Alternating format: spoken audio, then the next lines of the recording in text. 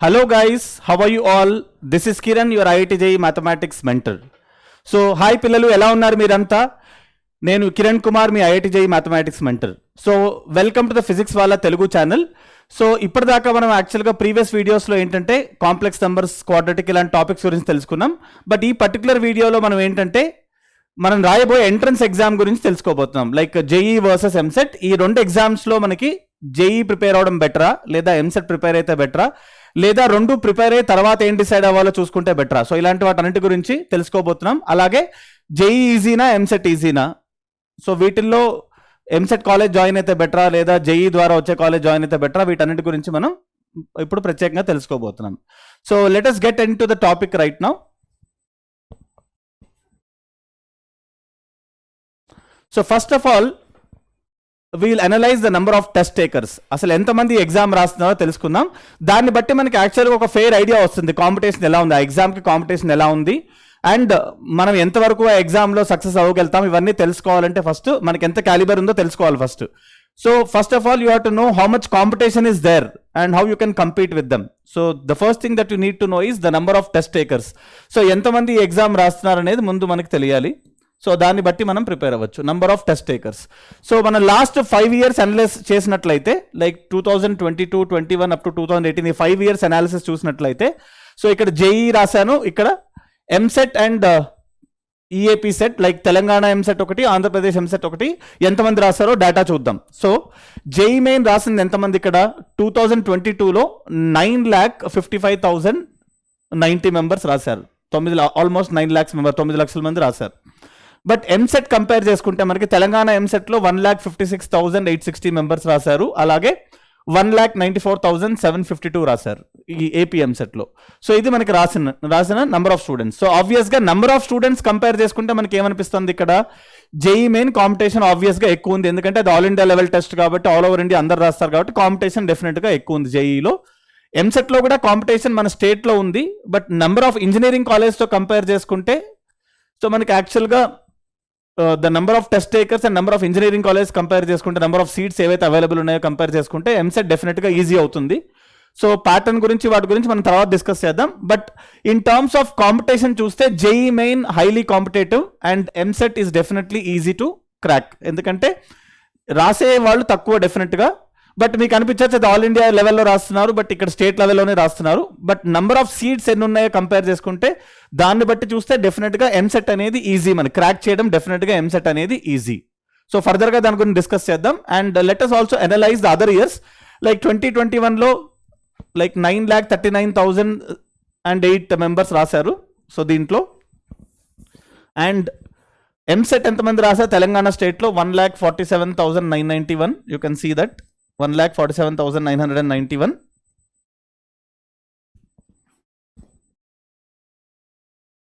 ఇంతమంది రాశారు EAMCET. And AP EAMCET ఎంతమంది రాశారు 1,66,460. These are the number of members who have written the exam. సో ఇక్కడ కూడా చూసినట్లయితే డెఫినెట్గా మళ్ళీ సిమిలర్గానే ఉంది. ఆల్మోస్ట్ అరౌండ్ 1.5 lakh ఆ రేంజ్లో రాస్తున్నారు మన state level EAMCET exams. And JEE main రాసేవాళ్ళు మోర్ దాన్ 9 lakh ఉన్నారు. అదే 2020లో కొంచెం తేడా ఉంది, 8,69,000.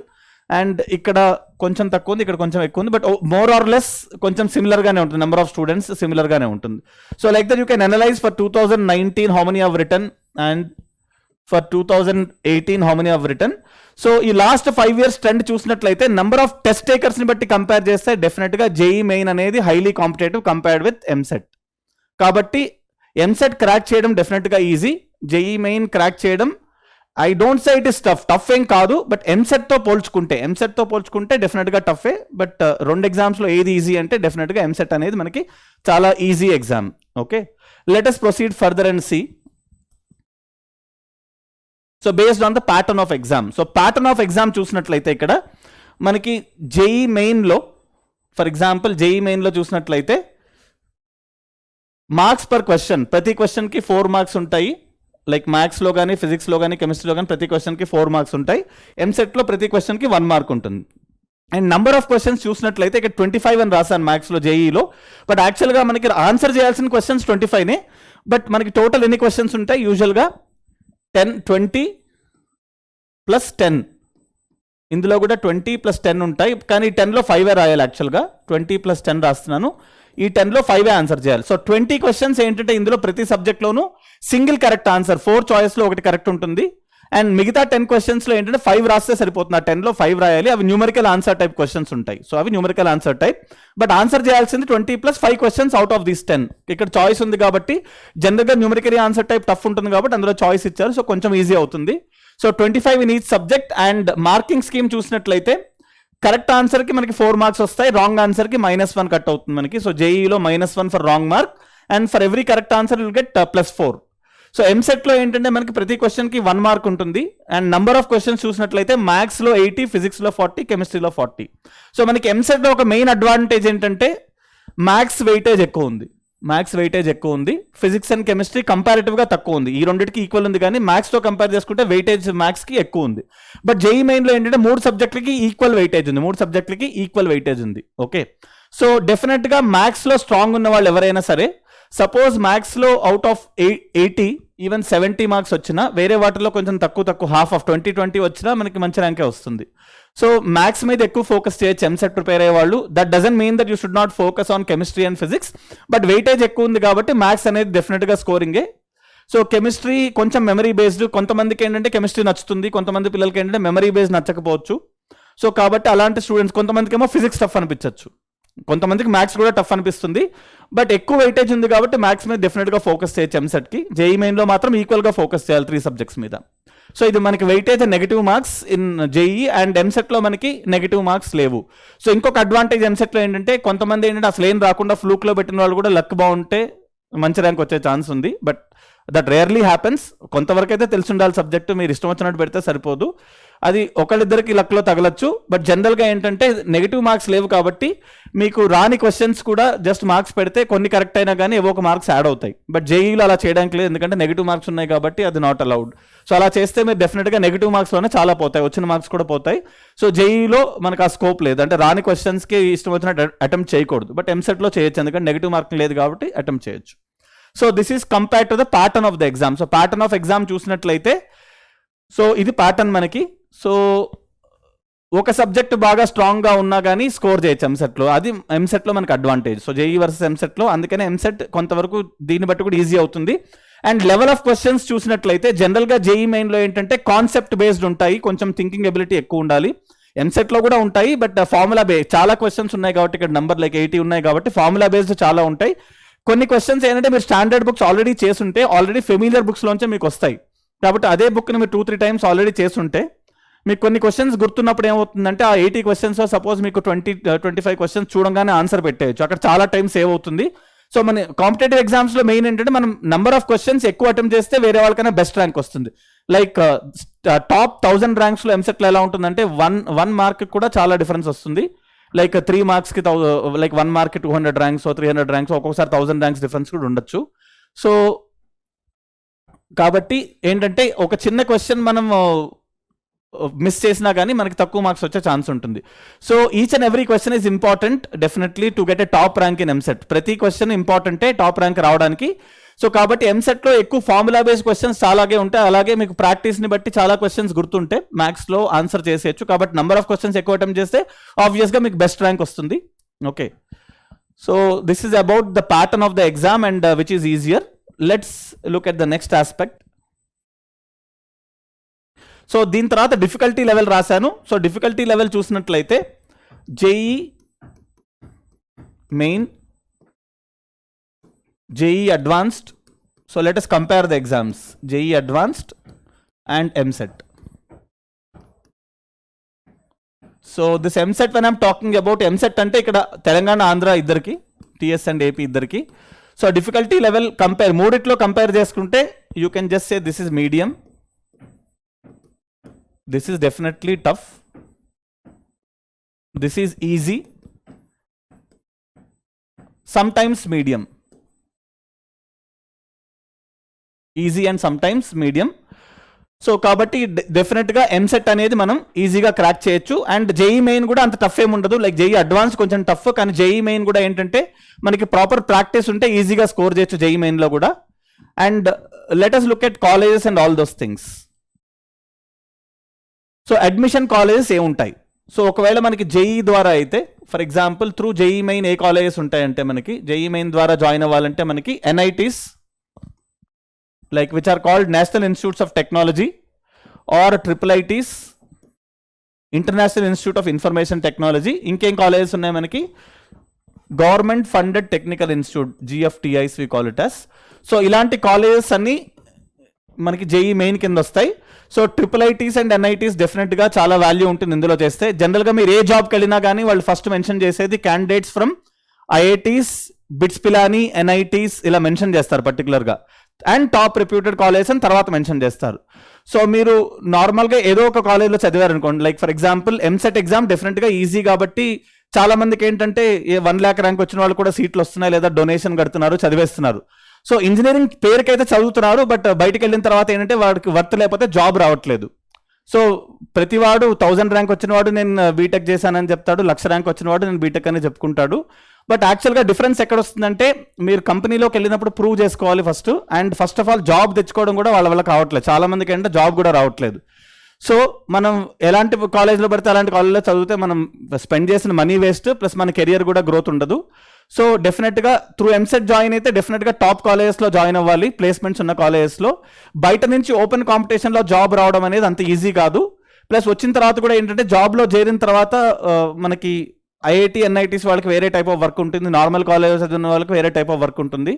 సో డెఫినెట్గా అక్కడ కూడా తేడా ఉంటుంది. మీకు ఇచ్చే శాలరీ ప్యాకేజ్లో తేడా ఉండొచ్చు, లేదా మీకు వచ్చే ఇంక్రిమెంట్స్లో తేడా ఉండొచ్చు. సో ఇలాంటి చాలా డిఫరెన్స్ ఉంటాయి. సో డెఫినెట్గా మీకు జాబ్స్లో కూడా డిఫరెన్స్ కనిపిస్తుంది. సో జేఈ మెయిన్ ద్వారా వచ్చే కాలేజెస్ ఎన్ఐటీస్, ఇలాంటి టాప్ ఎన్ఐటీస్ లైక్ సూరత్కల్ కానీ, తిరుచి కానీ, మన వరంగల్ కానీ, సో అలా ఏ ఎన్ఐటీలో జాయిన్ అయినా డెఫినెట్గా మీకు వాల్యూ ఉంటుంది compare to studying in normal engineering colleges through EAMCET.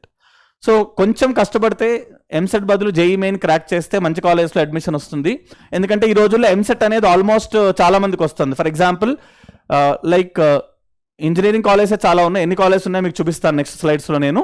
So number of colleges and నంబర్ ఆఫ్ సీట్స్ అవన్నీ పోల్చుకుంటే మనకి ఎంసెట్ ద్వారా అడ్మిషన్ రావడం ఈజీనే, బట్ టాప్ ర్యాంక్ రావడం అనేది ఇంపార్టెంట్. అక్కడ మనం ఏ కాలేజ్లో చదువుతున్నాం అనేది కూడా ఇంపార్టెంటే. ఏ కాలేజ్లో పడితే ఆ కాలేజ్లో చదివితే మీకు ఫ్యూచర్ ఏమి ఉండదు. సో డెఫినెట్గా ఎంసెట్ ఒకవేళ ప్రిఫర్ చేసినట్లయితే టాప్ కాలేజ్లోనే చదవాలి. సో ఆ డీటెయిల్డ్ లిస్ట్ ఆఫ్ కాలేజెస్ ఏంటి అవన్నీ మనకు వేరే స్ట్రాటజీ వీడియోస్లో చేద్దాం. బట్ ఇందులో ఏంటంటే జస్ట్ ఒక ఓవర్ వ్యూ లాగా చెప్తున్నాను మీకు అంతే. సో జేఈ మెయిన్ ద్వారా ఈ కాలేజెస్లో వస్తుంది, అండ్ జేఈ అడ్వాన్స్ మీకు అందరికీ ఆల్రెడీ తెలుసు. సో ఇవి anyway top most. So first preference ఎప్పుడైనా ఐఐటియన్స్కే ఉంటుంది.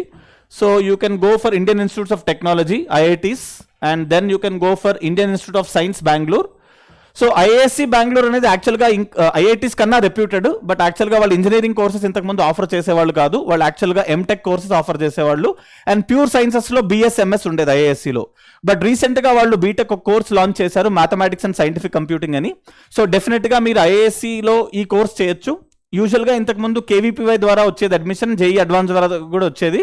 ఇప్పుడు కేవీపీవై ఎంట్రన్స్ లేదు మనకి. సో యాక్చువల్గా జేఈ అడ్వాన్స్ ఎంట్రన్స్ ద్వారానే మీరు ఐఐఎస్సిలో చేరొచ్చు.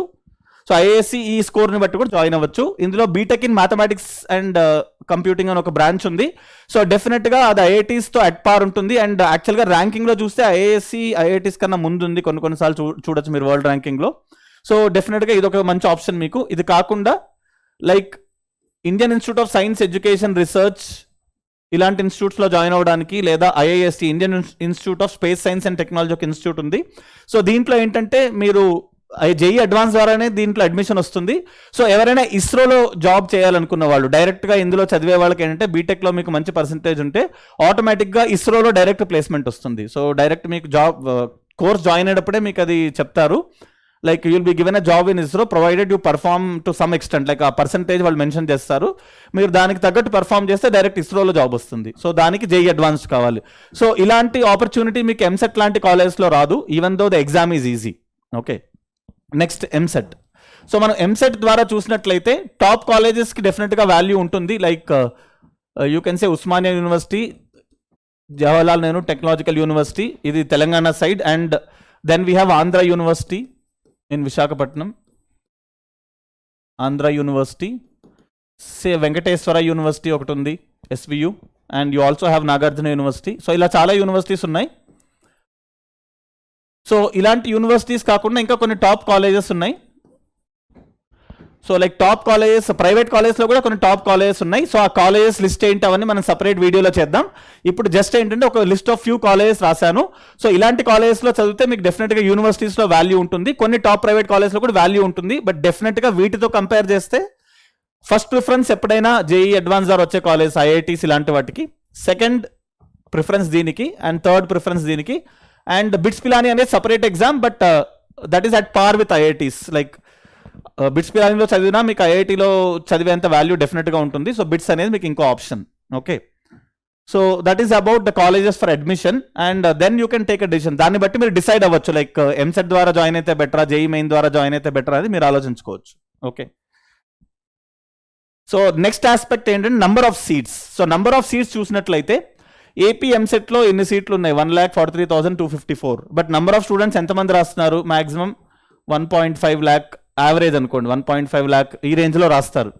ఇక్కడ నంబర్ ఆఫ్ సీట్స్ 97,741. ఇక్కడ కూడా ఆల్మోస్ట్ అదే రేంజ్లో రాస్తారు, అరౌండ్ 1.5 lakh అప్రాక్సిమేట్గా రాస్తున్న, ఎగ్జాక్ట్ నెంబర్ కాదు ఇక్కడ. అండ్ సో నంబర్ ఆఫ్ సీట్స్ అండ్ నంబర్ ఆఫ్ ఆస్పిరెంట్స్తో కంపేర్ చేసుకుంటే సీట్ రావడం పెద్ద విషయం కాదు. మనకి ఎక్కడ డిఫరెన్స్ వస్తుంది, నేను ఏదైతే మెన్షన్ చేశానో టాప్ ఇంజనీరింగ్ కాలేజెస్ కానీ లేదా యూనివర్సిటీస్లో కానీ రావడం అనేది మంచి ర్యాంక్ వస్తేనే వస్తుంది. లైక్ టాప్ 2,000, 3,000 ర్యాంక్లో వస్తే మీకు వాల్యూ ఉంటుంది.